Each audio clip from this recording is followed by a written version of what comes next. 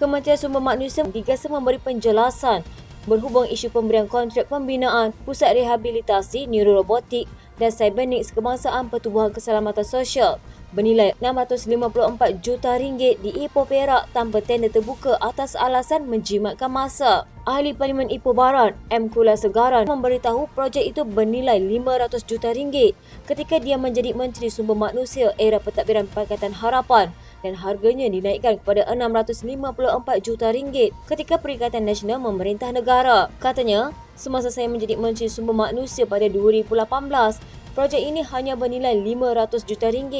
Pada masa itu, saya memastikan Perkeso memperoleh tanah kerajaan supaya harganya jauh lebih murah dan kami telah mengadakan banyak penglibatan dengan Perbadanan Kemajuan Ekonomi Negeri Perak dan akhirnya memperoleh tanah itu di Bandar Baru Meru di Ipoh. Semua ini dilakukan secara telus dan terbuka, tapi tender RM654 juta ini dilakukan semasa pemerintahan Perikatan Nasional. Jadi saya minta Kerajaan Sumber Manusia dan Perkeso jelaskan kenapa kenaikan mendadak itu. Apakah kos tambahan yang telah anda keluarkan? Apakah kemudahan tambahan yang anda bina dengan wang tambahan itu? KSM dan Perkeso dihubungi berhubungan dakwaan ini namun masih belum mendapat maklum balas lanjut. Pada 24 Mei, KSM dalam jawapan terhadap soalan Kulasegaran di Parlimen berkata projek tersebut diberi keizinan untuk peroleh secara rundingan terus oleh Lembaga Perkeso pada 23 Februari 2022.